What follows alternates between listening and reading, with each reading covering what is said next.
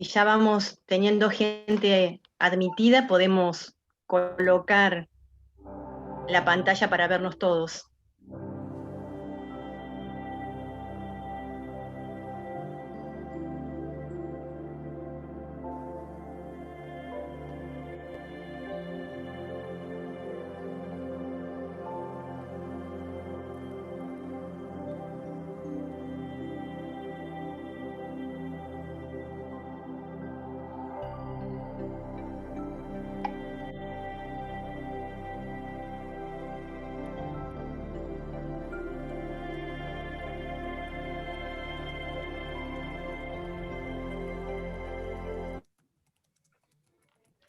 Hola, ¿qué tal? Buenas tardes. Me presento, los saludo, soy María Laura Altamiranda y les doy la bienvenida a esta jornada de sensibilización y capacitación sobre la aplicación del derecho a la luz de la normativa nacional e internacional. Es una jornada que se realiza en el ámbito de la Comisión Provincial de Políticas de Género del Colegio de Magistrados de la provincia de Buenos Aires. Es una actividad que se planificó desde la coordinación a cargo de la doctora María Silvia Villaverde, que nos acompaña, para toda la provincia, una actividad que durante todo el mes de noviembre se fuera realizando en cada uno de los departamentos judiciales para conmemorar el 25 de noviembre, Día Internacional de la Eliminación contra la Violencia hacia la Mujer. Así que hoy, 9 de noviembre, le toca el turno a la ciudad de La Plata, a la departamental La Plata. Nos acompaña el doctor Enrique Catani, presidente de la Asociación de Magistrados del Departamento Judicial La Plata, también la directora del área académica, la doctora Mabel Cardoni, y distintos funcionarios y magistrados que componen la departamental La Plata. Y como es actividad provincial, tenemos miembros de toda la provincia, incluso también presidentes de magistrados, de colegios de magistrados de la provincia, como el doctor Cristian Fabio de Zárate Campana, de Dolores, Santiago Cremonte, de Lomas, Claudio Santagati, no sé si ya estarán todos conectados, pero avisaron que se iban a sumar. Y también de Azul, el doctor Pablo Cuaranta mandaba saludos y dijo que sí iba a estar la vicepresidenta primera, Magda Forbes, que todavía no la he visto conectada, pero puede estar allí. También tenemos el honor de que nos acompañe el presidente del Colegio de Magistrados de la provincia de Buenos Aires, el doctor Pablo Noel. Esta es una actividad que se realiza también en el ámbito de convocar a todos los sectores de la ciudadanía, porque es toda la sociedad la que va a tener que trabajar y asumir los compromisos, como los venimos asumiendo, para poder erradicar la violencia. Así que le concedo la palabra al doctor Catani para que pueda darle la bienvenida al presidente de la provincia. Doctor Catani, lo escuchamos. Bueno, buenas tardes. Para mí, en nombre de la Asociación de Magistrados y Funcionarios del Departamento Judicial La Plata, es un gusto y es un honor recibirlos, aunque sea virtualmente, darles la bienvenida a todos y a todas. Quiero agradecer especialmente al doctor Pablo Noel, presidente del Colegio de Magistrados y Funcionarios de la Provincia de Buenos Aires, que está presente aquí con nosotros. Y sobre todo quisiera aprovechar un segundito nomás para destacar el trabajo que hace tanto la Comisión Provincial, dirigida por la doctora Villaverde, como sobre todo el Instituto de Derecho y Género de nuestra asociación, que dirige desde hace muchos años, desde hace mucho no, desde hace 8 exactamente, porque acaba de cumplir el aniversario, desde hace 8 años, inclaudicablemente se dedica a estos temas de sensibilización y capacitación, a través de la doctora Laura Gracias. Altamiranda y de todo el equipo que ella dirige. Así que simplemente eso, darles la bienvenida, agradecerles a todos y a todas que estén presentes y por supuesto pedirle al doctor Pablo Noel, si es tan amable, de darnos unas palabras. Gracias. Hola, buenas tardes. Gracias Laura, gracias Quique. Un gusto acompañarlos. Y como bien decías, este es un trabajo en conjunto con las comisiones, la Comisión Provincial de Política de Género y todas las comisiones locales de los distintos departamentos judiciales. Y nada más decirles que hemos decidido todo este mes de noviembre hacer esta jornada para decir no a la violencia por razones de género, no a todo tipo de violencias y en todos los ámbitos. Por la temática que hoy nos toca, quería reconocer específicamente el trabajo también que viene haciendo la Comisión Provincial, que ha permitido capacitar en estos últimos años 2.500 funcionarios, funcionarias, magistradas y magistrados de la provincia. Un trabajo muy valioso en la materia. Hoy nos toca entonces compartir esta actividad con La Plata, pero vamos a seguir todo el mes, todo este mes de noviembre, reafirmando nuestro compromiso con el cumplimiento de las obligaciones que emanan de la legislación nacional y de los instrumentos internacionales en materia de derechos humanos, género y diversidad, y también revalorizando el rol del Poder Judicial activo, presente y responsable, que reconoce y acciona frente a las desigualdades e injusticias. Muchas gracias a todos por acompañarnos. Gracias, doctor, un gusto escucharlo. Y también quiero agradecer a todas las integrantes de la Comisión de Políticas de Género de la provincia que están aquí acompañando y haciendo fuerza para que esta actividad salga tan bien como vienen saliendo las que se han desarrollado hasta la fecha. A mí me parecía también importante y la voy a sorprender a María Silvia porque sin querer, pero lo descubrí hace un ratito, que hoy 9 de noviembre es el aniversario de nacimiento de Hedy Lamarr. Tenemos una foto de ella para que todos puedan conocerla. Hedy Lamarr fue actriz de cine e inventora austríaca. Inventó la primera versión del espectro ensanchado por falta de frecuencia que permitió las comunicaciones inalámbricas de larga distancia. Fíjense lo importante que ha sido ella, que permitió todo lo que es la tecnología de GPS, de Bluetooth y todo lo que es Wi-Fi. Así que si no fuera por Hedy Lamarr, creo que todas estas actividades que estamos teniendo, fue la inventora y la promotora de todo el desarrollo de esa tecnología. Así que me parece también bueno mencionarla y que la conociéramos en su rol de actriz y de inventora. Así que ahora sí, si quieren podemos sacar esta placa y comenzamos con la actividad. En primer lugar, tenemos como primera expositora tenemos a Flora Sofía Axelrad. Es abogada especialista en temas de género y justicia. Participó en la creación de la Oficina de la Mujer de la Corte Suprema de Justicia de la Nación y la dirigió hasta el año 2015. Realizó y realiza distintas investigaciones y capacitaciones. Participó en numerosos foros internacionales sobre derecho y género, y también en el ámbito nacional como interamericano. Es asesora internacional y participó en la creación y el programa de la Secretaría Técnica de Igualdad de Género y No Discriminación en la Suprema Corte de Justicia de Chile. Es co-creadora y directora académica de cursos TAG, Transformación Actitudinal en Género, sobre trata de personas con fines de explotación sexual del Ministerio de Justicia de la Nación. Y también codirige, ya de hace muchísimos años, Proyecto Novak, que es una nueva metodología de capacitación feminista en derechos humanos. Así que, doctora Flora Axelrad, la esperamos en el auditorio, que está aquí a la espera de su disertación y todo lo que nos va a hacer reflexionar.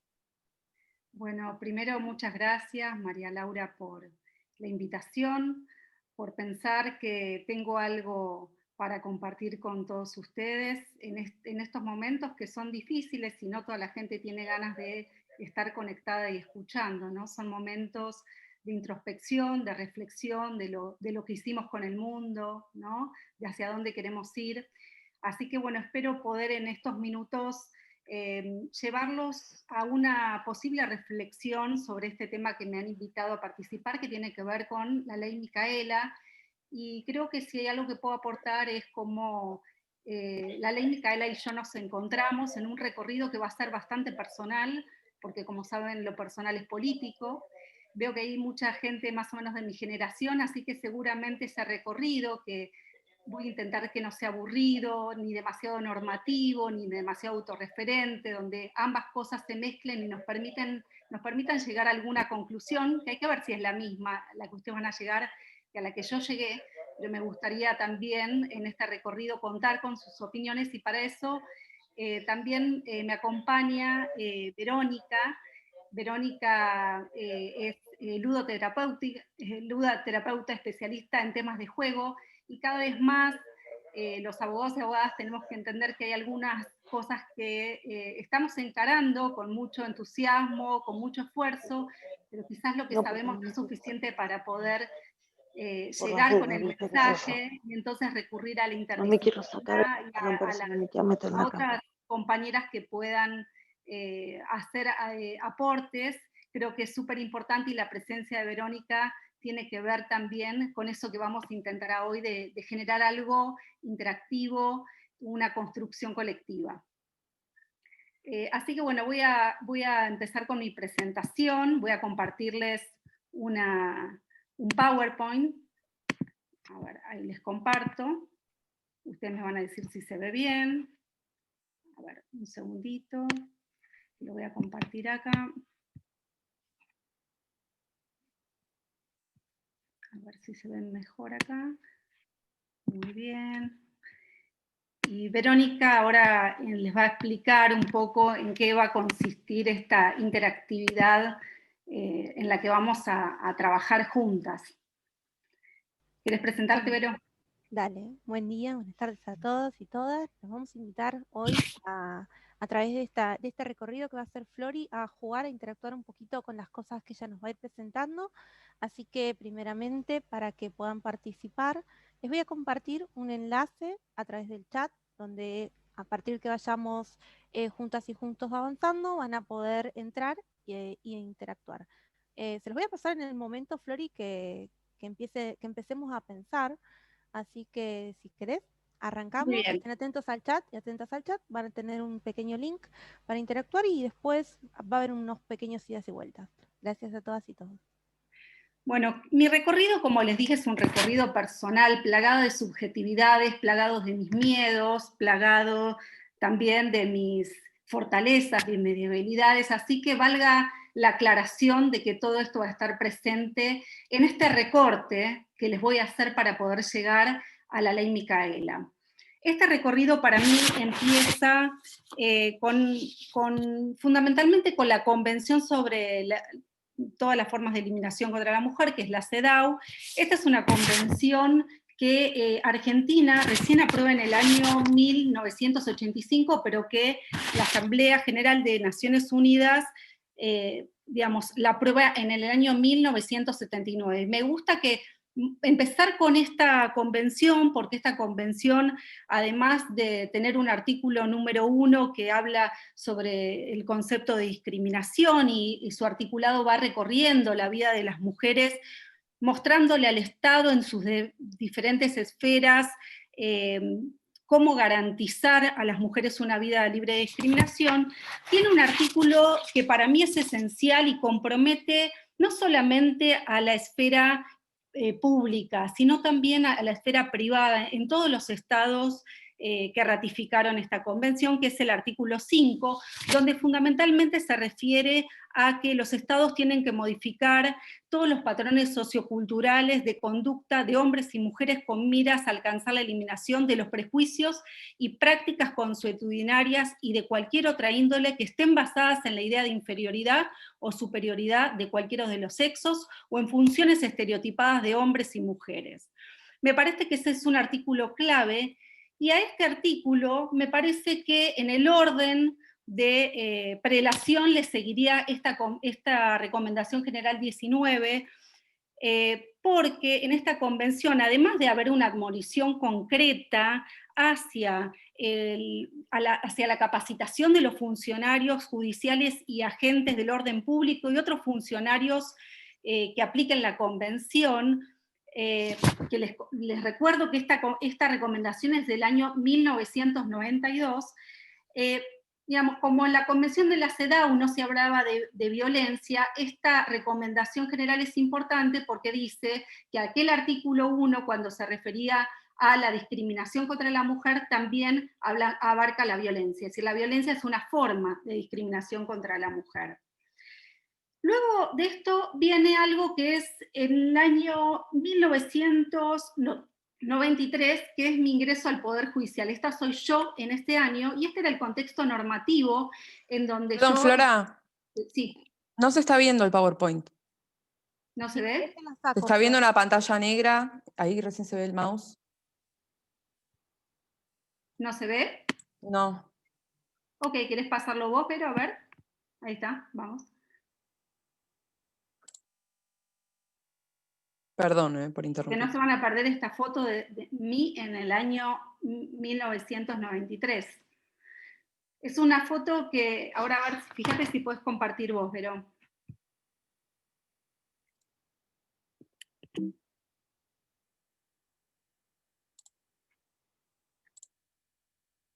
Yo veo, a ver.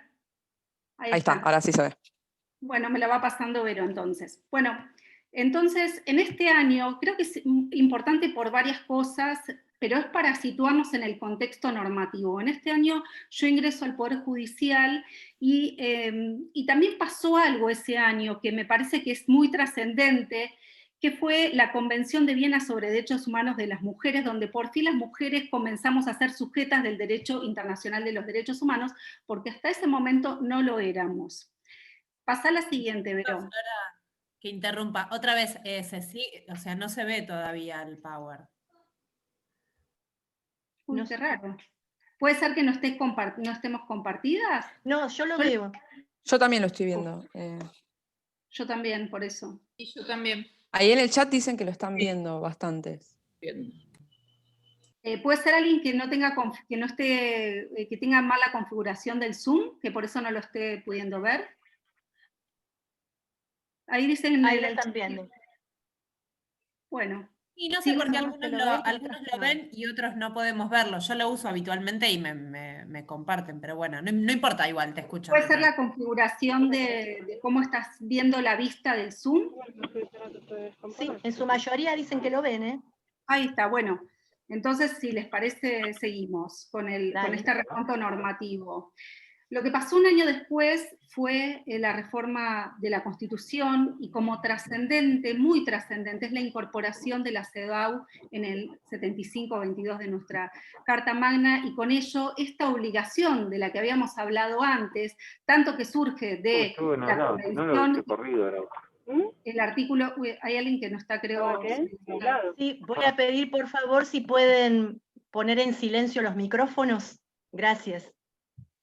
Entonces este marco normativo que empieza a tener fuerza constitucional, tanto, dijimos, el artículo 5 que habíamos leído sobre la necesidad de modificación de los patrones socioculturales de conducta, como lo que se llama el soft law, como es la Recomendación General 19 y esa admonición para funcionarios y encargados de aplicar la ley de capacitarse. Seguimos con este recorrido, y es en el año 1994 también, donde la Asamblea General de la OEA aprueba esta otra convención, que se conoce como la Convención de Belén do Pará, no obstante lo cual, por una cuestión temporal, no llegó a... No, está en la otra. No, por una cuestión temporal, no llegó a integrar el marco constitucional y quedó por fuera. Lo importante de esta convención de Belén do Pará, para tener en cuenta, es que el artículo 8C se refiere nuevamente a la obligación de capacitarse, y lo dice directamente, dice que hay que fomentar la educación y la capacitación del personal de la Administración de Justicia, policial y demás funcionarios encargados de la aplicación de la ley, así como del personal a cuyo cargo esté la aplicación de las políticas de prevención, sanción y eliminación de la violencia contra la mujer.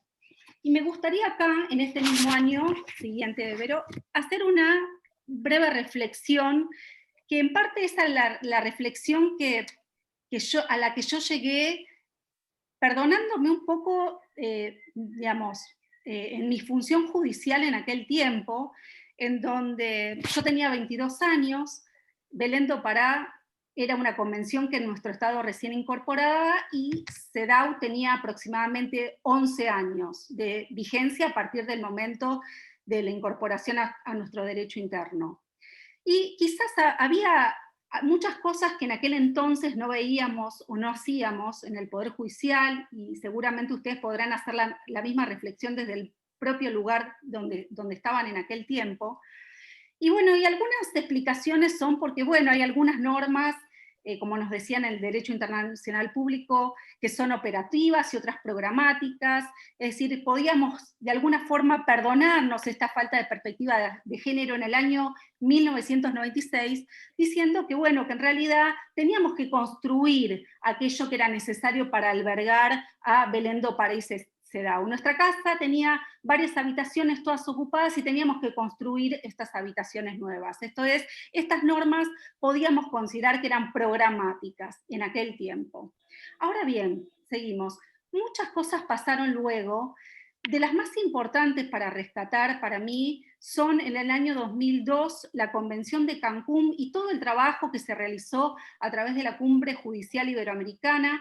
Aquellos que no conocen mucho lo que se hace allá, les recomiendo entrar en la página, mirar un poco lo que hicieron desde ese año muchos grupos de trabajo que intentaron generar políticas de género hacia el Poder Judicial. De ahí se gestaron las 100 reglas de Brasilia, pero digamos, lo importante es que ahí se reunían y se siguen reuniendo las máximas autoridades del Poder Judicial y de los consejos de la magistratura de la región. Es decir, ese es el foco de poder del Poder Judicial y del Consejo de la Magistratura en la región, y ya desde el año 2002 empezaban a hablar y a fomentar la incorporación de la perspectiva de género en el sistema de justicia, considerado ampliamente, es decir, no solamente el sistema del Poder Judicial, sino también los abogados y abogadas que intervienen y los diferentes órganos que intervienen en todo lo que se considera el sistema de justicia.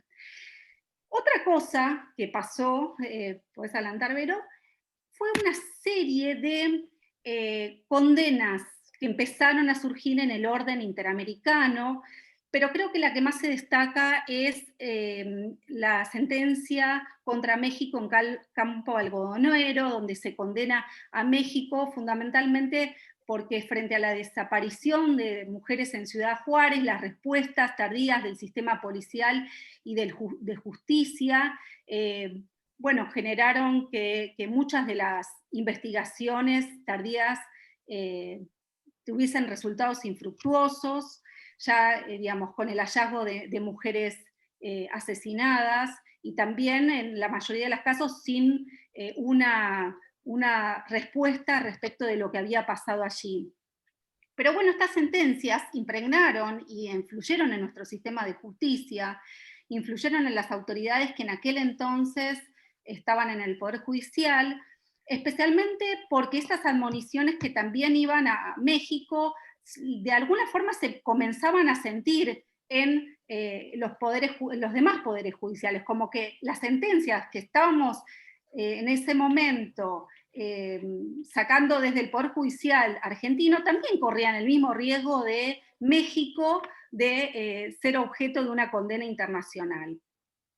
Es por eso que digamos, se dictó luego la ley de 26485, que es una ley que, yo siempre digo, es la ley más una persona que me voy a tomar un segundito para homenajearla. Creo que cada vez que hablo siento esa necesidad de poder contarle a las personas que no la conocieron que esta mujer fue la que cambió la composición y la estructura del Poder Judicial.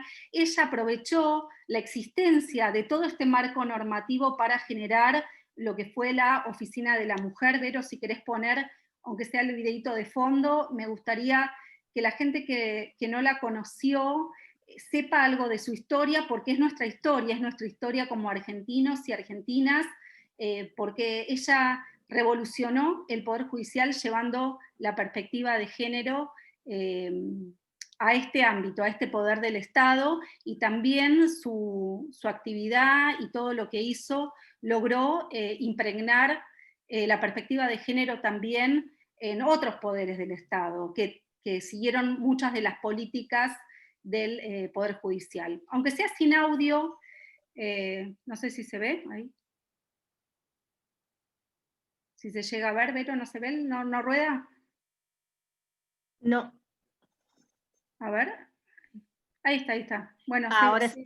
Sí, quizás se ve como, se va a ver muy, muy cortado, porque a veces en estas páginas es difícil pasar los videos, se ven, pero me gustaría, aunque sea, dedicarle un segundito a contarles todas estas políticas que se desarrollaron desde la Oficina de la Mujer, que comenzó con la necesidad de capacitar a diferentes personas, a más de 100.000 personas que están en el sistema de justicia, y se hicieron algunos materiales, porque bueno, la discusión en aquel entonces era, bueno, ¿cómo logramos capacitar a tantas personas? ¿Qué hacemos? ¿Formamos un grupo de élite con Diana Mafía, Dora Barrancos, que vayan recorriendo las provincias, los poderes judiciales, y vayan capacitando? ¿Cómo podemos hacer para que nuestro país no se vea frente a una condena internacional? Y bueno, lo que se hicieron fueron generar materiales que podían ser replicados por diferentes personas que quizás no eran especialistas en temas de género, pero que tenían la intención de alguna forma montarse esta carga extra que se le sumaba a la tarea judicial, porque cuando comenzó la mayoría de las personas no tenían una función específica vinculada a género, yo tampoco, yo era subletrada en materia penal y de derechos humanos, y además me ocupaba de llevar adelante estas políticas desde la Oficina de la Mujer, donde trabajamos además de estos cursos, que bueno, son cursos básicos para poder introducir a las personas respecto de cómo transversalizar la perspectiva de género en el ámbito de sus funciones. Se hicieron cursos específicos para altas autoridades, porque las autoridades en aquel entonces eran bastante reacias a concurrir a las capacitaciones que realizaban personas que quizás tenían un rango jerárquico menor a ellos. Bueno, también generamos mesas interdisciplinarias, nos conectamos con otros organismos del Poder Ejecutivo que realizaban en los diferentes ministerios las mismas políticas, nos conectamos también con la sociedad civil. Fue creo que la primera vez que la sociedad civil entró así. Esta es una reunión donde las diferentes ONGs nos dijeron lo que opinaban del Poder Judicial. También fuimos a la OEA a contar y a dar cuentas de estas políticas que estábamos realizando en el Poder Judicial. Participamos también en la ONU por primera vez desde el Poder Judicial, contando y dando registro de esto. Hicimos algunos encuentros con la Comisión Interamericana de Mujeres, también hicimos algunos materiales para la región, fuimos a capacitar desde la Oficina de la Mujer y por iniciativa de Argivar a 6 países de la región que utilizaron los mismos materiales con los que capacitábamos a las personas del Poder Judicial, lo utilizaron para capacitar a sus propios poderes judiciales. Así que creo que es algo también para que sepan y nos enorgullezcamos. Después hicimos el primer mapa de género, no se sabía que éramos más mujeres que varones, pero ¿dónde estábamos las mujeres jerárquicamente? Fue algo que se comenzó a hacer con el mapa de género. También comenzamos a hacer investigaciones vinculadas a las víctimas, vinculadas a la niñez, ¿no? La niñez y dónde están los niños y niñas en las causas de violencia doméstica, siguen invisibilizados, pero ahí están. También, bueno, generamos investigaciones sobre el Consejo de la Magistratura y cómo eran los concursos y qué pasaba en los concursos, y se generaron bases de jurisprudencia, porque antes no había jurisprudencia específica de género y necesitábamos compartirlas, y también bases de datos normativas, y también nos ocupamos hacia adentro del Poder Judicial y la necesidad de crear actuarios, ¿no? ¿Qué pasaba? Éramos más mujeres que varones en el Poder Judicial, pero no había lugares donde extraerse leche. Y también a partir de la influencia del Ni Una Menos pudimos crear el primer registro oficial de femicidio, que aunque ustedes no lo crean, lo recuerdo, fue recién en el año 2014. ¿Sí?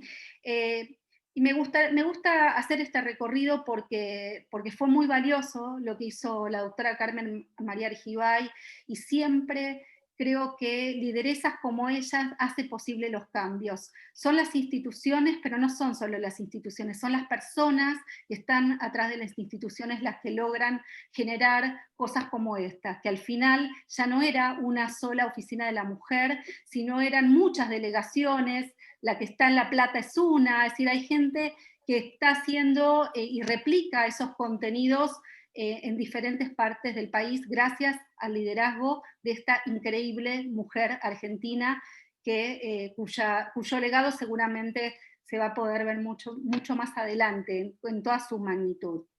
Y me tomo el atrevimiento siempre de recordarlo un poco para seguimos, Vero, con la historia, como decíamos, lo personal es político. Cuando Argibay falleció, yo seguí un tiempo más en la oficina de la mujer, pero bueno, inicié algunas campañas. Una de las campañas que se llamó Más Mujeres, Más Justicia, porque si ustedes recordarán, hubieron dos vacantes, y bueno, y siguiendo un poco el legado desde la Asociación de Mujeres Juezas Argentinas, pretendíamos que esas vacantes fueran ocupadas por mujeres, e iniciamos esta campaña, Más Mujeres, Más Justicia, que a mí me costó el cargo en la Oficina de la Mujer. Fue esta la razón por la que a mí me removieron del cargo. Quizás ahora suena raro, pero en aquel momento, bueno, quizás era una iniciativa demasiado pretenciosa desde el lugar donde yo ocupaba, y bueno, me trajo consecuencias que quizás difíciles, duras en mi vida personal, pero que de alguna forma posibilitaron otras cosas maravillosas de las que les voy a contar, y que también me acercaron a la ley Micaela. Borges dice que bueno, que algunas palabras que no se nombran con la palabra se rige estas cosas. Y yo, digamos, realmente creo que hay algo de eso, algo azaroso. Jamás me hubiese animado a impulsar una iniciativa como la ley Micaela estando en mi lugar de la Corte. Cuando terminé en el año 2016, creo que ahí podemos mostrar la segunda reflexión, que quizás cuando yo me voy de la Oficina de la Mujer, que tiene que ver con que esas excusas que podíamos arguir en el año 1996, que es cuando hicimos la primera reflexión, no son las mismas que podemos hacer en el año 2016. Ya no podemos siquiera animarnos a pensar si las normas son operativas o programáticas. Yo para aquella época tenía 42 años, y tenemos a Belén Dopará a la CEDAW de 31 y Belén Dopará de 20 años. ¿Sí? Y creo que es importante también esto, hacernos esta reflexión de qué pasó en todos estos años, mirar lo que hicimos, pero también lo que no pasó. Y ahora me gustaría, esta es una primera parte de mi historia. Me gustaría que a esta altura opinen, Vero, si querés ayudarme con esta. Me gustaría ahora que, antes de empezar con Micaela y cómo nos encontramos, que puedan ir generando su propia opinión al respecto. Vero, te cedo la palabra si podés explicarles cómo pueden interactuar y dar su opinión y construir entre todos un final, una reflexión colectiva. No se te escucha.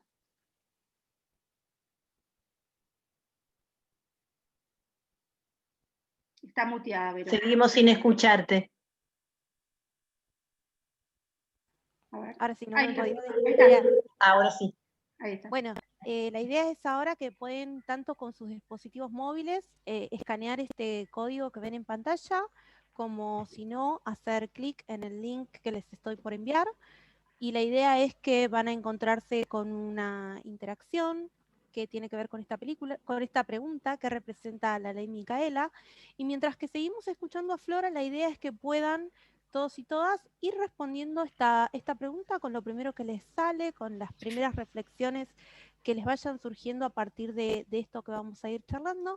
Luego vamos a volver un poco sobre lo que va saliendo. Así que simplemente los invitamos a entrar a este link o a escanear esto que ven en pantalla, por eso yo sigo hablando un ratito para que tengan tiempo de apuntarlo con el celu, y van a ir a este link donde van a encontrar esta misma pregunta. Ahora sí, Flori, te dejo seguir, porque además en el chat les dejé el link. Bárbaro, gracias. Vale todo, vale poner sentimientos, lo que se les ocurra, no se inhiban y pongan lo que sientan realmente. Y me gustaría ahora entonces, si puedes poner la foto de Micaela. Ella es Micaela.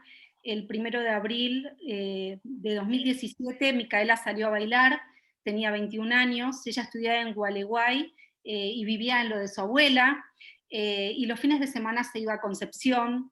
Micaela era una militante del movimiento Evita, militaba en el barrio de Las Mandarinas. Su papá, Yuyo García, quien conocí mucho después, me contó que él les enseñaba a leer a los chicos. A veces ella, como había estudiado gimnasia, les hacía hacer deporte. Realmente hizo un trabajo increíble, Micaela. Cuando Micaela desapareció, yo trabajaba ya en la Cámara Criminal, había sido desvinculada de la Oficina de la Mujer, y una de las personas que trabajaba en el lugar nuevo donde yo me desempeñaba, me contó que Micaela era su sobrina, y si podía conectarme con su familia, y si yo podía hacer algo. Bueno, ustedes, los que están en el Poder Judicial y los que no, también saben que cada uno puede moverse dentro del ámbito de su jurisdicción y de su incumbencia, y que por lo tanto mis conocimientos vinculados a género poco iban a poder incidir en la búsqueda de Micaela, pero de todas formas, frente a ese pedido tan desesperado, bueno, yo simplemente me conecté con la familia de Micaela. A las pocas horas se supieron muchas cosas. Se supo que ella había sido asesinada, se supo también que el femicida había sido Wagner, quien ya está condenado, y también se supo que uno de los jueces de ejecución penal había desoído un informe que desaconsejaba la liberación anticipada de Wagner, y que había sido desoído. También se supo que la policía no había recibido a una denuncia contra Wagner, que había sido pocas horas antes vinculado a un abuso de una persona menor de edad. Todo eso se supo muchísimo, digamos, de una forma muy abrupta, cercana, pasó de alguna forma todo junto, y a mí me generó una sensación de impotencia. Y lo que hice fue, digamos, reflexionar sobre si había, digamos, qué había pasado con todo lo construido, por qué pese a todo lo construido todavía no podíamos evitar decisiones judiciales que permitían de alguna forma que estas cosas siguieran ocurriendo. Es decir, no es que solamente porque un juez desoyó al servicio penitenciario, pero digo que es uno de los factores y una de las cosas que siguen ocurriendo, y por lo menos en aquel momento era algo que había generado gran estupor en la población, este punto específicamente. Yo posteé eso en las redes y rápidamente me llamaron de diferentes partidos políticos, el proyecto se llenó de propuestas y la propuesta se transforma en ley.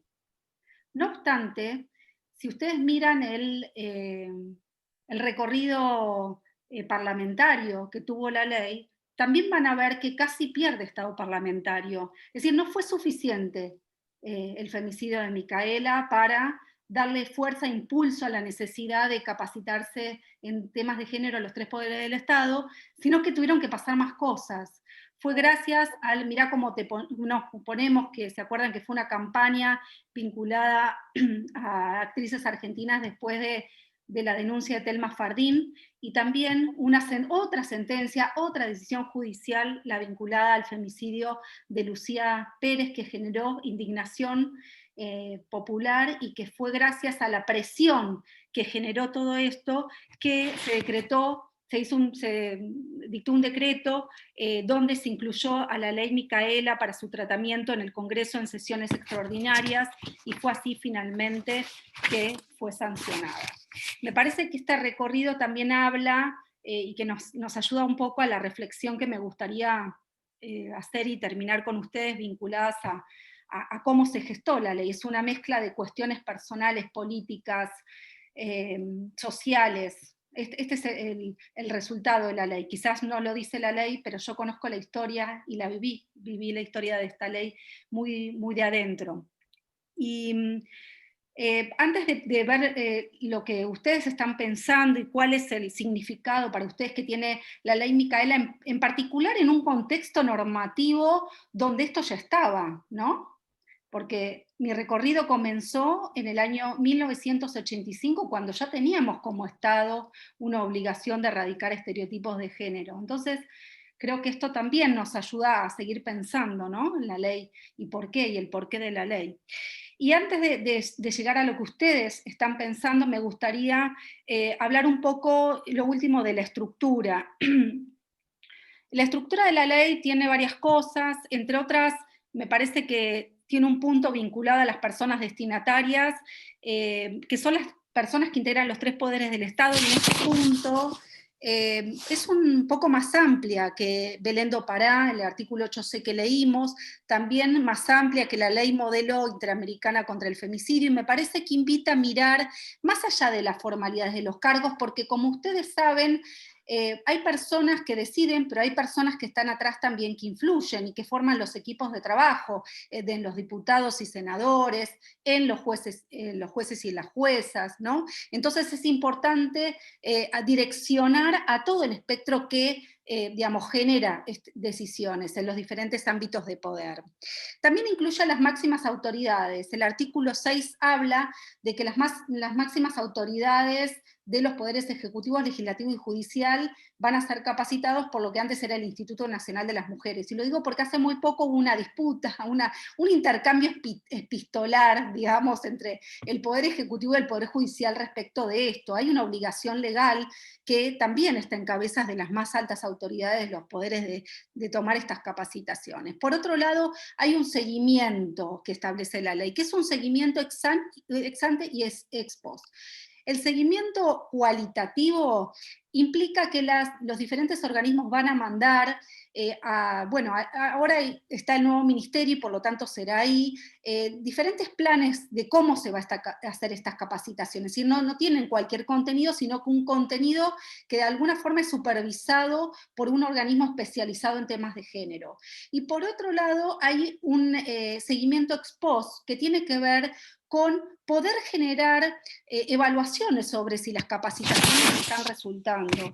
Y esto me parece esencial porque hace ya muchos años el segundo informe hemisférico del MESECBI, que es el organismo específico de seguimiento de la Convención de Belén do Pará, ya le había dicho a los estados que tenían que generar herramientas para monitorear si las capacitaciones estaban sirviendo o no. Y ya había dicho este organismo especializado en género que no servían los talleres aislados, que debían generarse capacitaciones que pudiesen tener seguimiento, porque la perspectiva de género no es algo que se adquiere como arte de magia, aprendiendo nada más las convenciones sobre derechos de las mujeres, sino que implican mucho más, implican una introspección que llegan hasta desnaturalizar algunos patrones o sesgos arraigados en nuestra vida personal, ¿no? Es decir, no es algo que uno puede adquirir con una charla, no importa quién la dé, no importa que también la dé, no se puede, es algo que implica la reflexión, y la reflexión implica tiempo.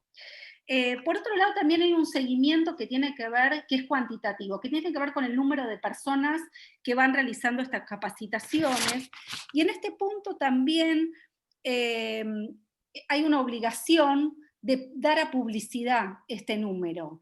Creo que es importante también que hay obligaciones que tienen que ver con las autoridades de los lugares en los que participamos, en donde estamos, pero también una obligación personal. Es algo así parecido a la ley de ética pública. Yo no me puedo amparar a decir que no la presento porque no me dieron el formulario. Tengo que procurar o hacer algo al respecto. Y me parece que el tema también de la publicidad, que es un punto importante de la ley, porque prevé una página en donde toda esta información tiene que ser pública, es importante por muchas razones, pero por ejemplo, saber si quienes nos gobiernan tienen o no perspectiva de género nos va a permitir ver si, bueno, qué vamos a hacer en las próximas votaciones, ¿no? Saber si un juez o una jueza tiene perspectiva de género o no, bueno, podrá implicar que pueda ser recusada. Imagínense la implicancia que tiene que, por ejemplo, no tener perspectiva de género para interpretar un homicidio de una mujer que fue víctima de violencia doméstica. Uno puede interpretar el artículo 34 del Código Penal cuando dice: el que obrare violentado por fuerza física irresistible o amenazas de sufrir un mal grave e inminente. ¿Qué es grave e inminente en un contexto de violencia doméstica?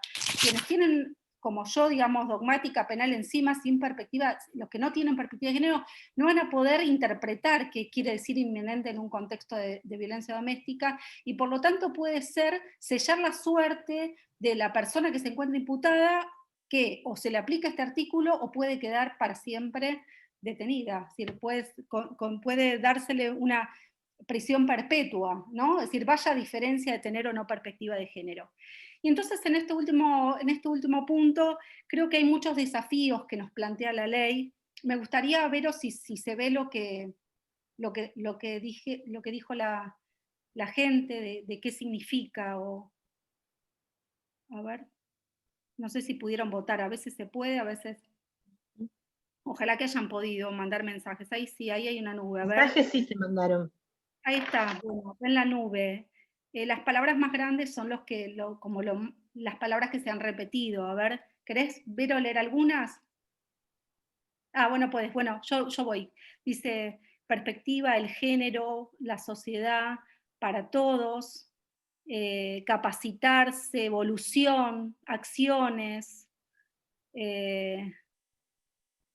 Dice, a ver, dice, es imprescindible, respeto hacia las mujeres, conquista. Bueno, hay un montón de significados que ustedes le han atribuido a la ley. Yo no leo la palabra que yo siento, quizás está en la nube, pero yo siento que la ley es una oportunidad. Es una nueva oportunidad para reflotar todos esos principios de los que hablé al principio de la presentación, que ya nuestro Estado ya se había obligado con ellos. Es una oportunidad para refundarlos, para agarrarlos nuevamente y convertirlos de alguna forma en lo que Mica soñó. Mica tenía sueños, como tantas adolescentes. Digo Micaela, como pueden ser todas las adolescentes. En ese año hubo 251 femicidios, ¿sí? Muchos sueños truncados. Creo que nos merecemos como sociedad evolucionar, nos merecemos tomarnos en serio la obligación de reflexionar sobre las implicancias que tiene seguir permitiendo la violencia de género entre nuestra sociedad. Así que, bueno, espero que con este recorrido los haya invitado a alguna reflexión que nos permita seguir construyendo colectivamente con la importancia que tiene este tema, ¿no? Que es esencial para una vida en sociedad libre de violencia. Bueno, muchas gracias. Muchas gracias. Muchas gracias a vos, Flora. Realmente un gusto escucharte y realmente emocionante por las vivencias por las que atravesaste. Y gracias por compartir no solo conocimientos, sino también toda esta parte personal tuya, involucrada con todo el crecimiento de nuestro país y del mundo, ¿no? En relación a cómo vamos tratando el tema de las mujeres, que es un tema de derechos humanos, pero que cuesta verlo. Entre los comentarios que tenemos en el chat, también están hablando de lo difícil que es la capacitación en los temas como el Poder Judicial, donde mayoritariamente hay varones. Pero bueno, se viene trabajando desde la mano de la Oficina de la Mujer, con capacitaciones que se han replicado en Provincia de Buenos Aires. Nuestra Asociación de Magistrados hizo una capacitación en el año 2015 para funcionarios magistrados del Poder Judicial. El doctor aquí Hugo Rondina, que es quien va a continuar con el desarrollo de la jornada, fue uno de los que se capacitó primero como replicador. También Catalina Bruni, Silvia Nebelev, Esteban Porto, cantidad de funcionarios que empezamos a trabajar eso y que hasta incluso lo llevamos al ámbito de la policía de la provincia de Buenos Aires con Paola Bonicato. Me estoy olvidando seguramente de muchas personas que integraron ese grupo de trabajo voluntariado total en pos de hacer algo, ¿no? en un poquito, un grano de arena para llevar adelante la lucha de todas las mujeres y de Micaela en especial, que hablando de Zulay siempre hay que recordar toda su trayectoria, su lucha y su compromiso por estos temas sociales.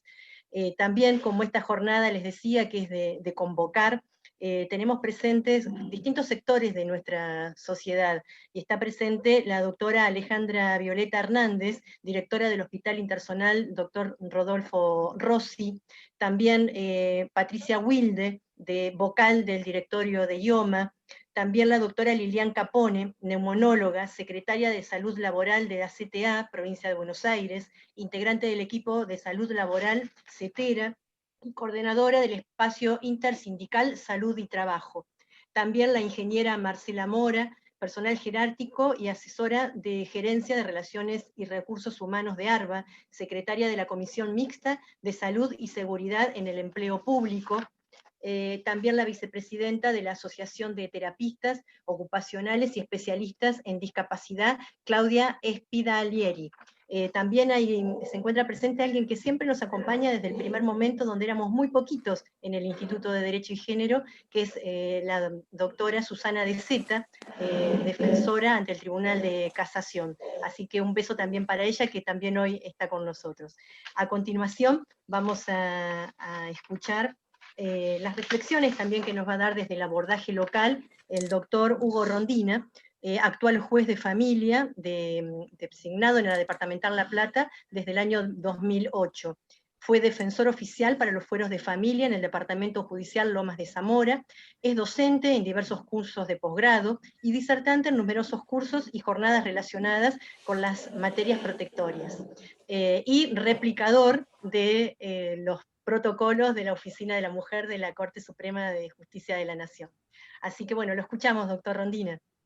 ¿Qué tal? Bueno, muchas gracias. Gracias, Flora, por la disertación, estuvo muy interesante, sobre todo por el aspecto humano que le has transferido. Recorrer la historia siempre es más rico que hacerlo desde un modo teórico puro. Y aparte nos ha paseado, por lo menos a mí, que tengo más años que la mayoría de los que veo acá en la pantalla, nos ha hecho también recorrer un poco la historia personal. De por qué estamos donde estamos, qué fue lo que fuimos haciendo, qué fue lo que nos fue modificando.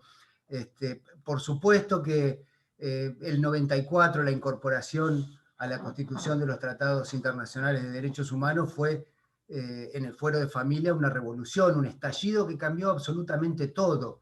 Todos los principios, paradigmas, criterios de interpretación que el fuero aplicaba, a partir de allí empezaron a hacer otra cosa. A través de la jurisprudencia, la modificación legislativa, el reflejo legislativo local que tuvo aquella incorporación de la legislación internacional. Y también para muchos de los que estábamos en fueros como el que a mí me tocó, siendo defensor oficial en un departamento judicial como Lomas de Zamora, con mucha necesidad, con mucha gente que demandaba otro tipo de atención, nos interpeló a otro tipo de actividad. Nos hizo revisar absolutamente todo, para los que tenemos otra formación, somos de otra generación, nos hizo empezar a indagar, a revisar, sobre todo el modo de intervención. Sí, como decía Laura, aquel curso de replicador y tantos otros que hemos hecho en su momento, que nos ha puesto en debate la manera de intervención, para el Foro de Familia las reglas de Brasilia han sido disruptivas de toda la modalidad de trabajo. El Foro de Familia es un foro que se ha desprendido del Foro Civil y originalmente conservaba algunas formalidades que Brasilia las reglas vinieron a romper. Empezar a ensayar con la informalidad al servicio de una mejor justicia, romper con barreras formales que limitaban el accionar. Y esa realidad que me interpeló y que interpeló a todo el fuero nos lleva a realidades como las de hoy, en las cuales la aplicación de la perspectiva de género como herramienta ha invadido y se ha incorporado en las diversas materias que involucran el tratamiento del Foro de Familia. Por allí hacía una cita Flora de Borges, y quería devolver otra. Tenía una metáfora bellísima Borges cuando hablaba de que nadie se baña 2 veces en el mismo río, citando a Heráclito. Por supuesto que este cambio, estas capacitaciones, estas jornadas como las de hoy, donde tratamos de ver un poco todo desde otra perspectiva, nos ha cambiado. Ya no somos los mismos que bajamos al río, sino que hemos sido también interpelados por realidades desesperantes en ocasiones, y desde esos extremos de intervención más urgentes, más apremiantes, o situaciones horribles como las que tuvo que padecer Micaela, hasta situaciones mínimas dentro de lo que es el análisis jurídico. Pero todas estas facetas han sido invadidas por la necesidad, o mejor dicho, han incorporado la perspectiva como una herramienta más de intervención.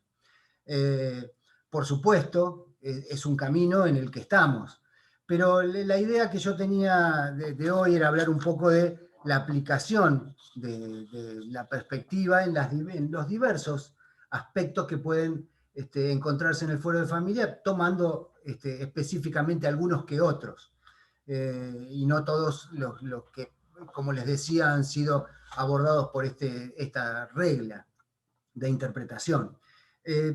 Por supuesto que, conforme lo ha dicho la Suprema Corte Provincial, supone un criterio hermenéutico de interpretación la vertiente de género que nos ha impuesto analizar los conflictos que se nos traen desde otro lugar que nos hace revisar análisis históricos. Y necesariamente debe partirse de reconocer relaciones de poder, conforme lo citaba Medina en alguno de sus trabajos, que se dan entre los géneros y en general favorables a los hombres como grupo de poder. Las relaciones constituidas social y culturalmente, y son constituidas social y culturalmente, y son constitutivas de las personas. Por eso, como Flora decía, los cambios no se producen por una charla ni en un momento, son un trabajo, un recorrido que es necesario desandar. Y atraviesan todo el entramado social, con lo cual la remoción de estos obstáculos, por supuesto que exige un camino no tan libre de obstáculos. También se ha dicho desde la jurisprudencia, la Cámara Civil y Comercial de Lomas de Zamora, en un fallo muy interesante, habla de que los jueces tienen el imperativo constitucional y supranacional de hacer efectiva la igualdad. Ya no se trata de un criterio de interpretación que uno puede o no tener, sino que se trata de un imperativo que nos es impuesto por las normas superiores, el cual no puede ignorar la existencia de patrones socioculturales sustanciando procesos con idénticos mecanismos procesales que en cualquier otro juicio. Y acá llegamos a algo central para la aplicación de esta regla de interpretación. No se está en presencia de un juicio como cualquier otro, y aparece el concepto de neutralidad, que es importante analizar al abordar la tarea judicial en la resolución de los conflictos que se traen. La neutralidad frente, o normas neutrales, o la neutralidad del juzgador en situaciones en las cuales se evidencia un sometimiento, una relación de poder desigual, es replicar, es validar ese posicionamiento que ha generado esa distinta situación de poder. Por supuesto que las reglas de Brasilia, como les decía, pensadas para favorecer el acceso a la justicia, abarcan todas distintas franjas de nuestra sociedad en situación de vulnerabilidad. Pero son consideradas protectorias porque tienden a plantear una necesaria nivelación de situaciones que a priori son desiguales, sin las cuales se trataría de una lucha muy despareja. Y estas normas, replicadas, como les decía luego, en la normativa local, han dado otro tipo de proceso en el fuero de familia e imponen esta distinta visión y esta distinta manera de intervención. Como les decía Medina antes, es muy importante que el juzgador comprenda que no es posible tener una mirada neutral a la hora de valorar los hechos y conductas. Y esto, como les decía, es central porque la mirada neutral frente a estas situaciones de desigualdad es la validación de esta injusticia. Es alejar cada vez más el principio de igualdad que debe hacerse efectivo a través de la intervención judicial también. Este criterio, esta necesidad de nueva visión en la actividad judicial, como les decía, invade toda la temática del fuero. Por supuesto que del fuero penal, como lo empezaron hablando, y después vamos a ver algún caso donde el fuero de familia se liga al fuero penal en alguna intervención y que es muy interesante como recorrido futuro. Pero, como les decía, desde situaciones gravísimas y terribles, donde la vida corre peligro o quizá hasta se haya perdido, hasta materias que parecen intrascendentes como el tema de las costas. Hoy, el criterio para imponer las costas en un proceso de protección contra la violencia familiar no puede prescindir del análisis hecho con perspectiva. El criterio civil para la imposición de las costas es el vencimiento. El que gana el proceso no paga las costas. Pero el vencimiento en un proceso de protección contra la violencia familiar, ¿cuál sería? No hay un principio objetivo, a veces porque no se desentraña en la realidad de los hechos, sino que son procesos que tienden a una protección que no puede verse desde esa mirada patrimonial. Con lo cual, desde situaciones gravísimas como las que planteaba anteriormente, hasta esas que serían mínimas al lado de aquellas, todo tiene que estar regado por esta nueva visión. Y de hecho hoy en día las cámaras han establecido diversos criterios para la imposición de costas, desde la necesidad del pedido de protección, aún sin un resultado que establezca la realidad de los hechos, hasta la perspectiva de género para el pedido de protección a través de las medidas cautelares que se persiguen. Todos los temas, como les decía, desde lo patrimonial hasta lo central y específico, requieren de esta mirada. Y esta mirada también impone la intervención interdisciplinaria y sobre todo interinstitucional en el acompañamiento. La justicia en esta nueva interpretación, nueva, por decirlo de alguna manera, porque ya lleva mucho tiempo, como lo veíamos antes, no puede resolver cuestiones de este tipo desde el encierro de la mirada judicial. Ninguna de esta problemática compleja puede abordarse sin la intervención de diversas disciplinas, sin miradas que partan de distintos saberes, y ninguna situación de estas puede abordarse de forma completa o efectiva si no es a través del acompañamiento de diversas instituciones. La justicia sola no puede resolver esto desde el encierro y desde el prisma solo judicial. Con lo cual la idea era hablar de algunos casos justamente donde el acompañamiento de instituciones haya sido una herramienta efectiva también, donde las miradas se complementan y donde la actividad de las diversas instituciones y los diversos poderes del Estado suman herramientas y abordajes como para dar una protección efectiva. Casos, por ejemplo, en los cuales es difícil abordar alguna cuestión relativa a la atribución del hogar. En ocasiones el planteo a veces prescinde de circunstancias históricas en el análisis. Recuerdo algún caso de Diana y Raúl en los cuales Diana perseguía reincorporarse al hogar, reingresar al hogar, luego de haberse ido del mismo. sin hijos, con una historia muy triste. Había venido de Paraguay a los 14 y a los 15 ya estaba con Raúl de 28 años viviendo. Tuvo que escaparse por la violencia. Y el planteo, el debate jurídico que se estaba desarrollando en el expediente, atendía a plantear que Diana buscaba el desalojo exprés, prescindiendo de aquella historia que a través de los equipos interdisciplinarios fue rescatada, porque ni siquiera en el planteo estaba traído. Una historia de violencia y de sometimiento y de aislamiento de ella respecto de su familia, en los cuales le había dado en una situación de calle, y que el transcurso del tiempo parecía haber alejado aquellos hechos del pedido actual. La intervención coordinada con la Dirección de Políticas de Género, con los profesionales de las defensorías que acompañaron informes, más los equipos técnicos del juzgado, determinaron otra mirada respecto de este pedido de reingreso al hogar, que no se dio en el momento en que ella salió de allí. En general estos pedidos son inmediatos respecto de los hechos que suceden. Y la Cámara en esa intervención convalida esta mirada retrospectiva, con análisis de las posibilidades de uno y otro, y las posibilidades y los lugares de poder que cada uno ocupaba en esa conformación de los roles, y convalidó esa exclusión del hogar y reingreso más allá del tiempo transcurrido. Esto no hubiera sido posible de no tener ese acompañamiento de la Dirección de Género, de la intervención interdisciplinaria, que desentrañe un poco más allá de aquello que jurídicamente está en la superficie. La discusión, insisto, jurídicamente había sido defendida desde la caracterización de ese pedido como un desalojo exprés.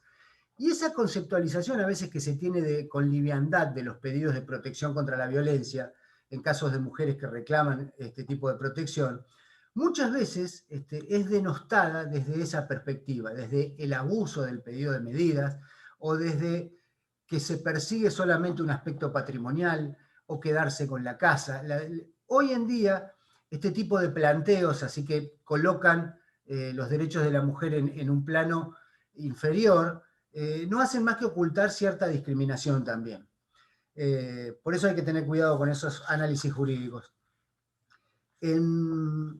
Otro caso en el cual la intervención interinstitucional y de convencimiento de las instituciones que intervienen, o de trabajo con las instituciones que intervienen, recuerdo, se trataba de un amparo en el cual Miriam, trabajadora de un banco público, había cursado una enfermedad, cáncer de mamas bilateral, en el cual le habían otorgado una licencia, pero que al punto de expirar el tiempo máximo de esta licencia, dejaron de abonarle el sueldo. A través del amparo se persigue la persistencia del cobro de sus salarios, y el banco aplicaba neutralmente, digamos, la normativa que regía esta situación de hecho.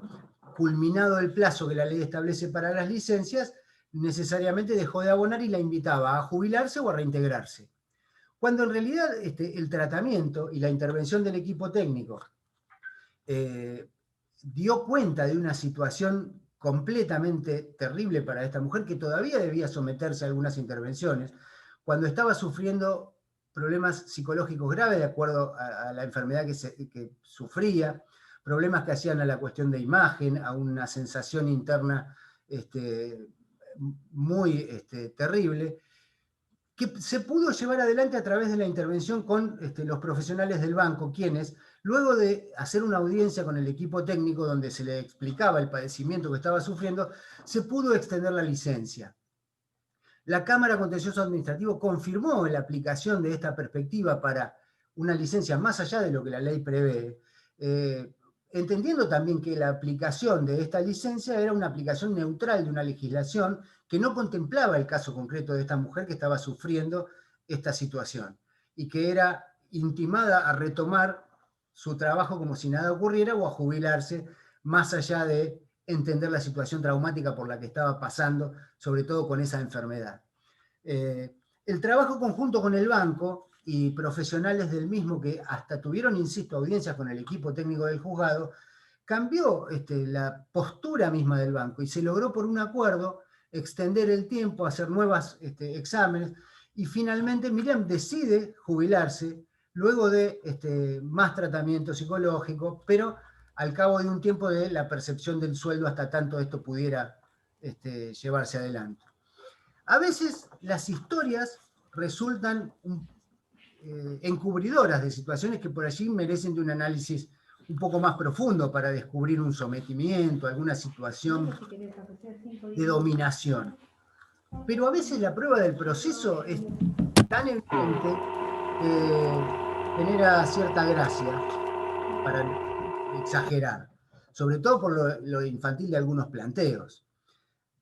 Frente, por ejemplo, en algún otro caso de una protección contra la violencia familiar clásica, la actora Laura planteaba un pedido de mantenimiento de las medidas y la otra parte el levantamiento de las mismas.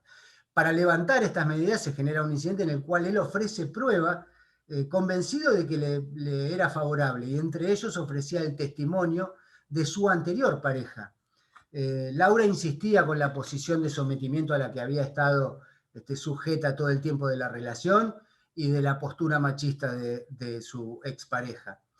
Estos testigos que presuntamente el abogado ofrecía como para salvar, modificar esta situación y que él obtuviera el levantamiento de las medidas, entre otras cosas, por ejemplo, declaraban haber sido su expareja por un lapso de como 5 años, y hablaba de que lo ha notado enamorado de ella, empezó en su relato. Simplemente no se llevaban bien y por eso terminó la relación con él, comentaba su expareja. Sin perjuicio de ello, expresa que siempre presenció un buen trato del denunciado hacia ella. Y responde que siempre fue bueno respecto de ella, que han tenido discusiones por desacuerdos. Frente a la pregunta de cuáles eran esos desacuerdos, hablaba de que se generaban respecto de quehaceres cotidianos en el hogar, y que si la discente, por ejemplo, iba a ver a su madre y él volvía y no había hervido la selga o puesto a hornear la comida, se ofendía y comenzaba la discusión. Es decir, la testiga, su expareja que ofrecía para generar la modificación de las medidas, estaba dando cuenta de los estereotipos clásicos que confirmaban la necesidad de modificación en esas conductas y que reafirmaba todo el planteo. Hay casos como en donde los estereotipos, las posturas, la simetría, la exposición de la relación se evidencian con una llamativa notoriedad. Y que incluso desde abogados que plantean esta prueba, lo hacen en el desconocimiento completo de cuestiones que obviamente le van en contra de la postura que persiguen. Otro caso que quería abordar es alguno que en estos últimos tiempos ha cobrado alguna notoriedad y que me permito traer hoy, es el caso de Susana, que quedó ciega luego del ataque que ha sufrido de su expareja, quien estuvo detenido un tiempo largo, y al cabo de 8 años de condena, un tribunal oral criminal, y acá voy a ir un poco a algo que me parece que a futuro es una deuda, un tribunal oral criminal le impuso a quien condenaba por el ataque terrible respecto de su expareja que quedara ciega luego de los golpes, arbítrense los medios a que hubiera lugar a fin de que el imputado reciba en el marco del programa de perspectiva de género de la Dirección General de Asistencia y Tratamiento del Servicio Penitenciario, tratamiento psicológico y socioeducativo tendiente a lograr su reinserción social y reposicionamiento subjetivo frente a actos de violencia de género. El Tribunal Oral Criminal finalmente entonces dispone la condena a 8 años con esa carga. Al cabo de 8 años se cumple la condena y el tratamiento nunca lo hizo. Finalmente la Cámara de Casación ordena su libertad y desde La Plata se le impuso un perímetro de 100 kilómetros para que no se acerque a su pareja y la obligación de hacer un tratamiento. Para esto viene la pandemia, la cuarentena, la imposibilidad de abordar ese tratamiento desde su nueva residencia, y hace 15 días fue detenido nuevamente por atacar a su nueva pareja en el domicilio al cual él fijó como nuevo domicilio a esta distancia. La conclusión de este caso, que aún no ha concluido, o al lugar al que quiero llevar este pequeño análisis, es el siguiente. Todavía tenemos una distancia entre el fuero penal y el fuero de familia. Yo entiendo que tiene que ver con que en el fuero de familia nosotros perseguimos prevención. En el fuero penal se está frente a los hechos consumados y en general se habla de femicidios, obviamente, porque es lo más terrible que ocurre, pero indudablemente desde el fuero de familia siempre vemos que para que los femicidios bajen es necesario que la prevención sea efectiva desde nuestro fuero, desde nuestras medidas, y que la consideración penal a la violación a las medidas sea otra, y que también, y acá no tiene nada que ver ni el fuero penal ni el fuero de familia, pero sí una tarea que todos los operadores tenemos, es que una condena que incluye la necesidad de un tratamiento a través del servicio penitenciario de hace 9 años, no ha hecho ni ha tenido en cuenta que el servicio penitenciario no tiene tratamientos, ni a través de la Dirección General de Asistencia y Tratamiento, ni a través de las direcciones de sanidad de las unidades, ni a través de la jefatura del servicio. Luego de la salida de esta persona, de su detención, hemos indagado y el servicio penitenciario no tiene ningún tratamiento aplicable al respecto. Con lo cual, si perseguimos que se cumplan las condenas, si perseguimos que la prevención a través de la fijación de las medidas a través del fuero de familia y la sanción para los incumplimientos sea efectiva, no podemos prescindir de la necesidad de tratamientos en el servicio penitenciario. Es necesario interrelacionar con el Ministerio de Justicia para que ya empiecen estos tratamientos. No es posible que quien esté detenido por cuestiones que tengan que ver con violencia de género no tengan a disposición una herramienta al respecto. Y después otra mirada que por allí no confluye tanto con la visión penal. Perdón, ya tendría que ser el último comentario que nos hagas porque tenemos límite horario del Zoom. Cierro con esto. Hay otra actividad. Necesariamente la existencia en el Ministerio de Justicia de estos tratamientos se hace ineludible. No podemos pensar en el efecto mágico de las medidas ni de las leyes. El cambio de las personas es a través de tratamientos socioeducativos con perspectiva de género. Nada va a cambiar y solo va a cambiar la víctima si, como en este caso, no abordamos esto de otra forma. Y por último, la ley de promoción y de protección contra la violencia familiar y de género nos faculta a los jueces de familia a imponer tratamientos, llegado el caso, incluso como sanción y bajo apercibimiento de desobediencia. También desde el fuero penal para personas que estén detenidas, esto podría analizarse mínimamente frente a la resistencia a los mismos. La finalidad del proceso de protección contra la violencia familiar no es solo dictar medidas, sino tratar de generar cambios.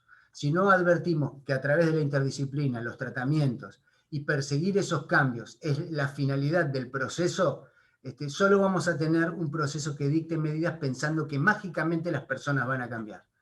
Gracias. Muchas gracias, doctor Hugo Rondina. Un placer escucharlo nuevamente.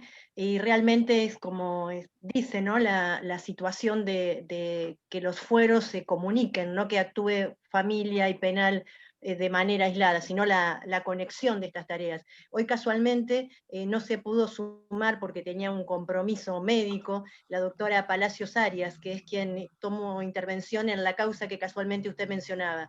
Y sin embargo, ella también decía lo mismo, la ausencia de tratamientos dentro del servicio penitenciario, de cursos, nuevas perspectivas desde los derechos humanos, que no se dan, y las penas, por más altas que sean, por más años que la Fiscalía pida y que realmente merezca a la persona cumplir en prisión, pasan, y si esos años pasan y la persona no recibe ningún tratamiento, ninguna forma de reflexionar los comportamientos, vamos a estar siempre lamentando sucesos. Así que me parece que podemos hacer luego como una mención desde la Comisión de Géneros de alguna convocatoria o algún comunicado o alguna declaración como parte de la comisión pidiendo que se activen la posibilidad de que prontamente haya tratamientos y cursos y capacitaciones dentro del área de tratamiento del servicio penitenciario.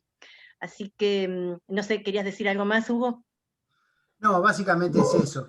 Una condena que establece la obligatoriedad de hacer un tratamiento o una orden en el fuero de familia que ordena hacerlo para quien está detenido transitoriamente y que no existan los tratamientos es pensar que con la sola invocación de esa orden algo puede pasar. Me parece que es el encierro en el Poder Judicial el que a veces nos lleva a no mirar qué pasa afuera del nuestro. Es ineludible que esto exista. Gracias.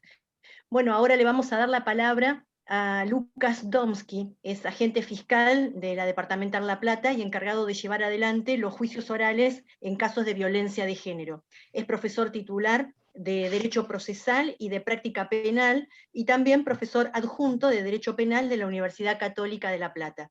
También es docente y profesor de la Escuela Superior de Policía del Ministerio de Seguridad de la provincia de Buenos Aires.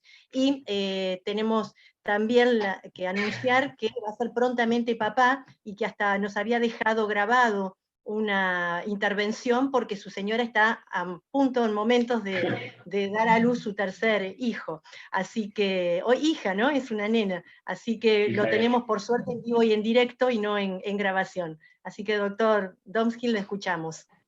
Gracias, Laura, gracias a toda la gente que está haciendo esto, que son muchos, Niki, Silvia, bueno, gracias a Hugo, a Flora, agradecimientos para todos, es un honor y un placer estar acá.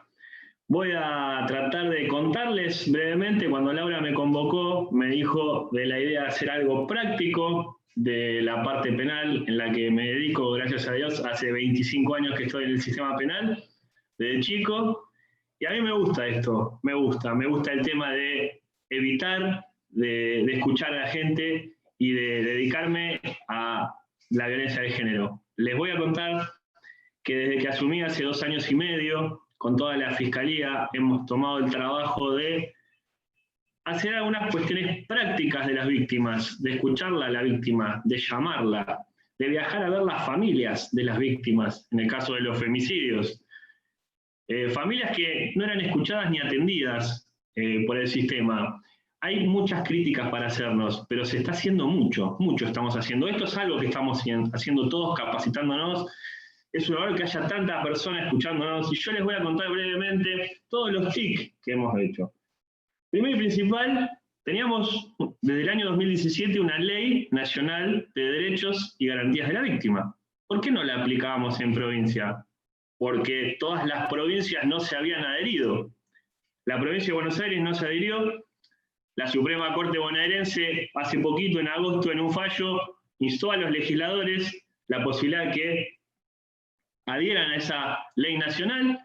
Salió la media sanción del Senado de la provincia en septiembre de 2020 y a la brevedad será aprobada. Pero nosotros la escuchábamos igual a la víctima. La llamábamos, le decíamos: tenés un proceso penal, hiciste una denuncia, pasó esto, fuiste víctima de esto, va a pasar esto o puede pasar esto. Y la gente, gustosamente, nos preguntaba. Teníamos entrevistas informales y formales. ¿Bien?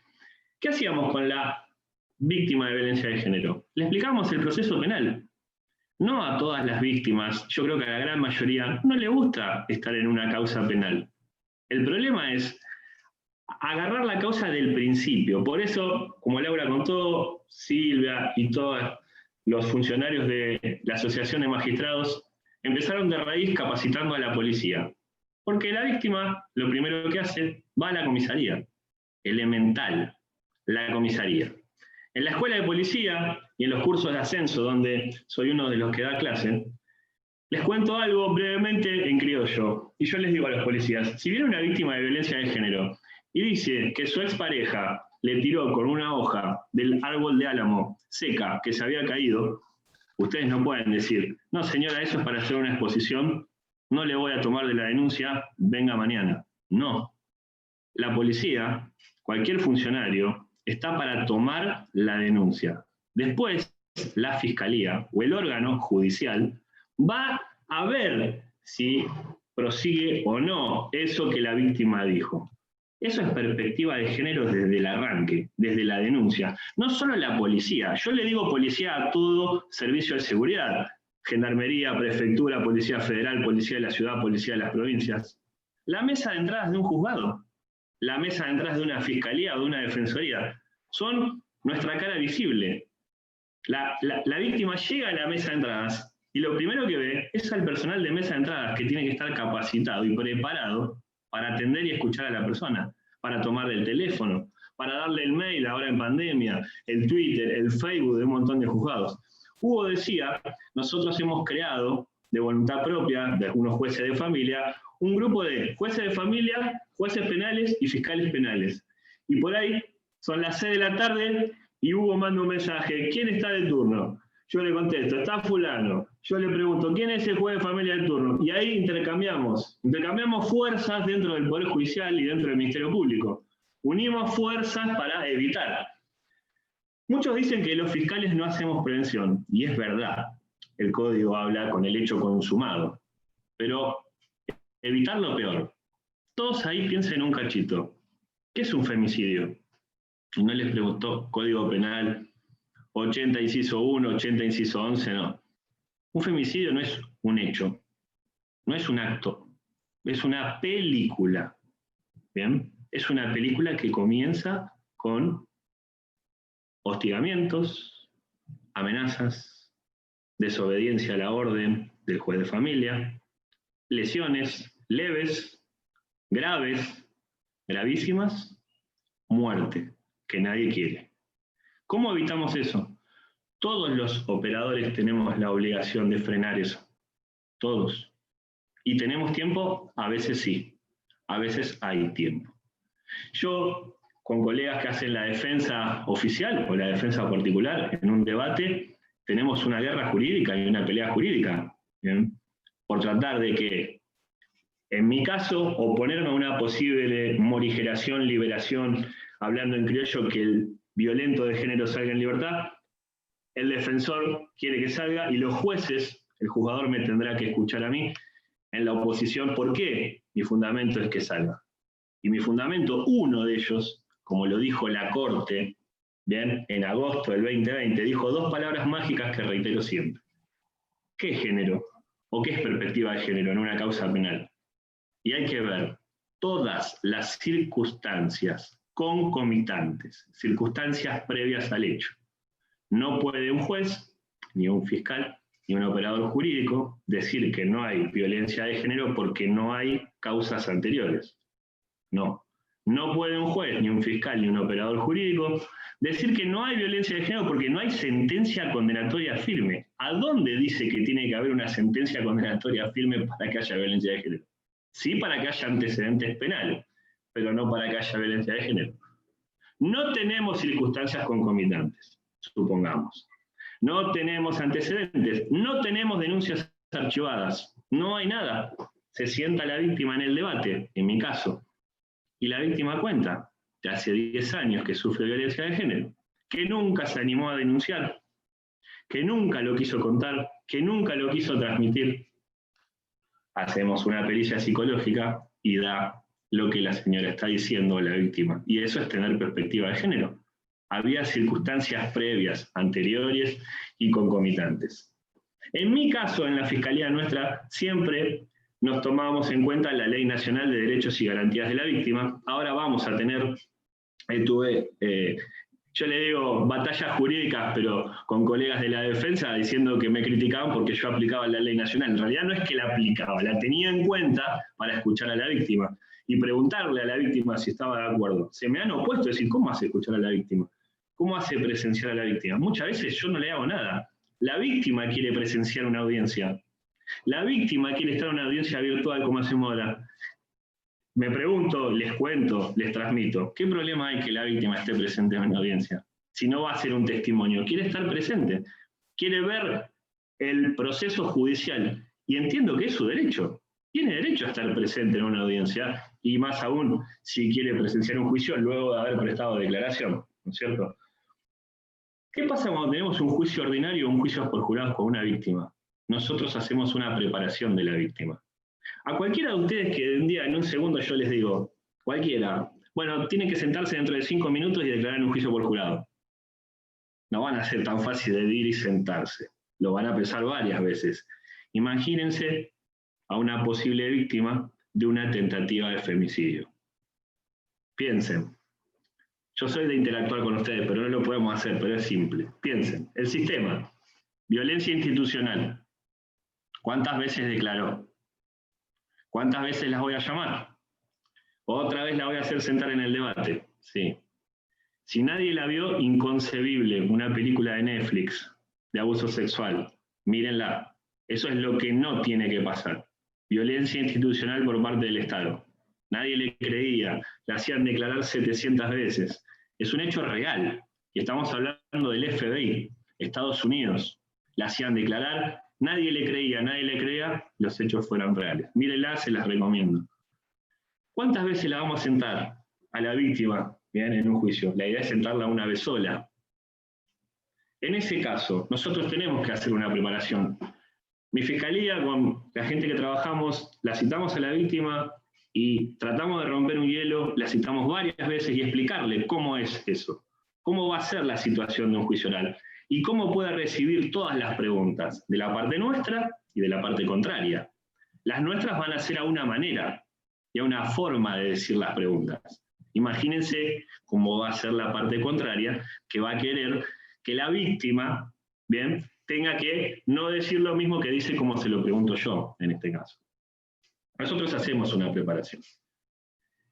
Yo voy más allá que la ley Micaela, y Flora, si me escucha, se va a estar riendo, pero en las escuelas secundarias, en las escuelas primarias, estamos yendo, Noviazgos Violentos, se llama un programa que estamos haciendo, elemental de raíz, la escuela, el Poder Ejecutivo, el Ministerio de Educación, las escuelas, capacitar en las escuelas, las docentes, necesitamos mucha ayuda de las docentes, todas las docentes siempre nos ayudan.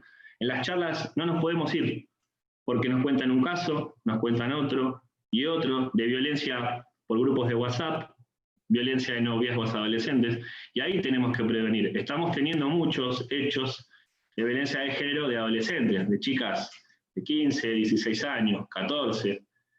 ¿Bien? En la parte penal nosotros agarramos la mayor cantidad de veces cuestiones de género que vienen de familia. ¿Bien? El delito, uno de los delitos más leves que nos toca, es la desobediencia a una orden, por ejemplo, que da el doctor Rondina, como contaba recién, de una prohibición de acercamiento de 100 kilómetros, el violento pasa esos kilómetros e intervenimos nosotros la justicia penal. Intervenimos con el proceso penal. Recuerden, la IPP, la investigación penal preparatoria, la denuncia, y ya ahí cuando tenemos a la víctima sentada en la comisaría o en la fiscalía que va a denunciar, ya ahí empezamos a tener la perspectiva de género para escucharla. No podemos opinar, no podemos aconsejar, tenemos que escucharla. Somos una autoridad de constatación en el momento que la víctima quiere contar o quiere hablar.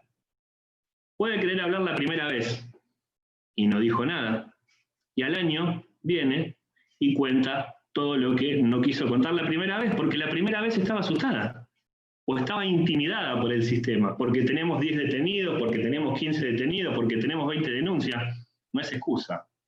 Hay que esperar y escucharla, es lo que le digo a los policías.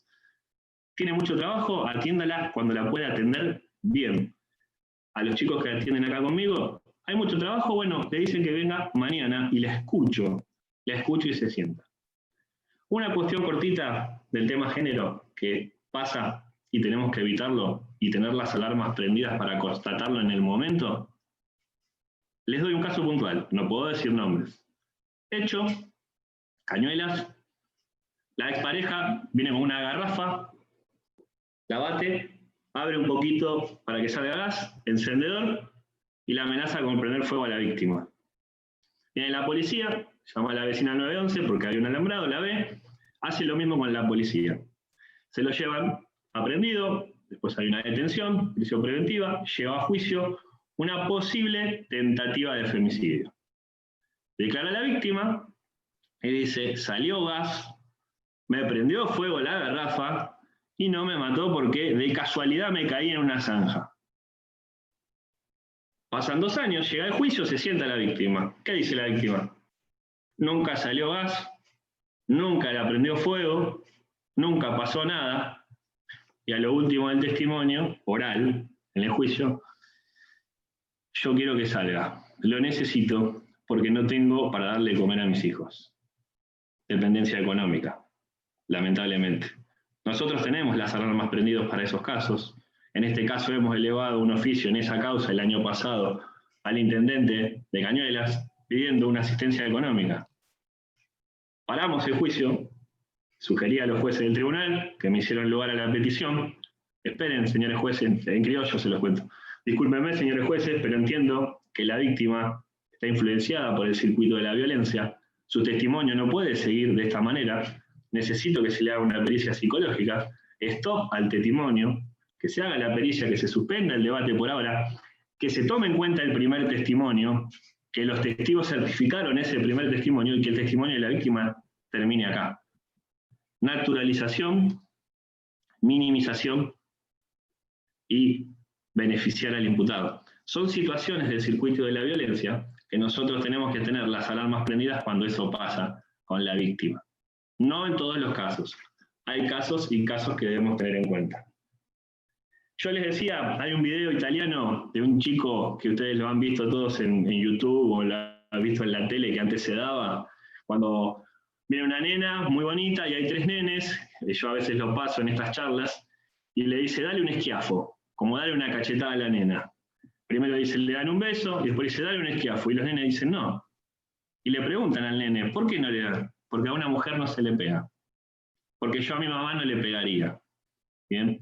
Esas campañas, para empezar a concientizar a los niños, a los adolescentes, a los que están en la primaria, son elementales, elementales. En las charlas también lo que damos es prevención. Todos ustedes que están acá sentados mirándome y escuchándome, respiren hondo 3 segundos. 3 segundos. Hagan este ejercicio. 3 segundos respiren hondo. 3, 2 y 1. Y todos, lamentablemente, fuimos testigos en nuestras vidas de un caso de violencia. De su madre, que sufrió violencia por su padre, su tía, por su tío, su abuela, por su abuelo, lamentablemente. Cuando más atrás vamos en el tiempo, esto cada vez era peor antes, era natural, vergonzoso. Y hoy en día todos nosotros que estamos acá somos responsables de evitar algo mayor. Por eso, como autoridades, como funcionarios, como operadores del sistema, propongo que siempre que sabemos algo, algo tenemos que hacer. Yo estoy a disposición. Yo ahora les paso el Twitter, estoy a disposición. A cualquier hora me llegan denuncias y entramos en funciones, no tengo problema. Estamos para eso. Por eso elegimos esta función. Y me pongo a disposición de todos y les pido a todos que siempre, ante la duda, al 911, al 144, a la comisaría o a la fiscalía. Bueno, Laura, gracias a todos. Disculpen las demoras y no quiero ser más extenso porque se nos termina el horario. Cualquier cosa a disposición. Muchísimas gracias, Lucas. Tenemos otra actividad en Magistrados La Plata a las 17 horas, así que por eso tenemos que ser muy puntuales con el cumplimiento del tiempo. Yo también quería agradecer a todo el equipo del Instituto de Derecho y Género, porque sin ellos no se puede llevar a cabo nada, ¿no? En esta ocasión participaron Catalina Bruni, Esteban Porto, Nicole Igal Nebelev, y tan es el compromiso que tenemos una integrante que está en Estados Unidos, que es Silvia Nebelev, y se conectó desde allá para estar admitiendo y ayudando y colaborando. Así que mi agradecimiento también a ella y a todos los que nos han siempre brindado un apoyo para que el Instituto siga adelante con estas jornadas. Hay muchos comentarios, no sé si querés leer alguno, Niki, que estabas con ese tema. Sí, acá Ángeles preguntó en el chat si había posibilidad de que se envíe el power que pasó Flora para quienes no lo pudieron ver. Veamos, nos dirá Flora si está disponible o no. Sí, claro, no. Les puedo bueno, pasar. después entonces, después lo pedimos y lo vamos a enviar. Buenísimo. Bueno, después hubieron comentarios. Sabrina mencionó que creía que en el Poder Judicial, donde las grandes jerarquías están ocupadas por hombres y o mujeres con visión androcéntrica, se dificulta la capacitación. Esto lo dijo también durante la exposición de Flora. Claro, es lo que hablábamos hoy, ¿no? Son espacios muy fáciles, son espacios áridos, pero se vienen trabajando ya desde muchos años y ahora, lamentablemente, digamos, desde los últimos acontecimientos y todas estas estadísticas, toda la sociedad fue tomando más sensibilidad con respecto a estos temas y hoy es prácticamente hará 3, 4 años que en estas jornadas no vemos solamente mujeres, porque de inicio éramos solamente mujeres, sino cada vez se van sumando más varones y más mujeres de distintos espacios, y no solamente del derecho penal. Por eso jornadas como la de hoy, donde convocamos a distintos actores de la sociedad, donde hay mujeres, varones, distintos fueros, el laboral, muchas veces se piensa que solamente del fuero penal hay cuestiones de violencia de género, y se vislumbra en el de familia, en el laboral, en la justicia administrativa también se encuentra, en el fuero civil, o sea que es mucho el trabajo para realizar. Obviamente el Poder Judicial le trabaja para dar una respuesta que sabemos que no es la que la sociedad espera, pero estamos comprometidos en lograr dar cada vez un mejor servicio de justicia. Por mi parte, quería agradecerles a todos la participación y le quiero dar la palabra para que cierre a la doctora María Silvia Villaverde, que es la que nos ha convocado a todos en esta maratónica clases académicas, reuniones académicas del mes de noviembre. Le escuchamos, doctora. Estás en silencio. Gracias, Laura. Muchas gracias. No quiero, veo que estamos en el límite del tiempo, y así que lo que quiero es agradecerte, agradecer al doctor Catani, agradecer a la Comisión de Género del Departamento de La Plata, a nuestras autoridades provinciales que siempre nos están apoyando, a personas tan significativas que compartieron hoy con nosotros esta jornada, y sobre todo a Hugo Rondina y a Lucas, que Hugo, yo soy de Lomas de Zamora, y Hugo ha dejado un recuerdo entrañable en todos nosotros de su permanencia en Lomas, así que muchas gracias. Gracias, Lucas, por el entusiasmo con el que exponés, y quisiera cerrar, para no insumir más tiempo, con algunas frases que mencionó Flora, a la que le agradezco enormemente, a Flora y a Vero, ¿no? Realmente han sido una inspiración para nosotros, y espero que este mes de noviembre, así como la ley Micaela, tomando las palabras de Flora, sea una nueva oportunidad para refundar los principios con los que Micaela soñó. Entonces nos los merecemos como una sociedad que evoluciona. Esas fueron palabras de Flora. Y yo quisiera agregar algo que por supuesto dijeron los expositores también, pero ponerlo de relieve, ¿no?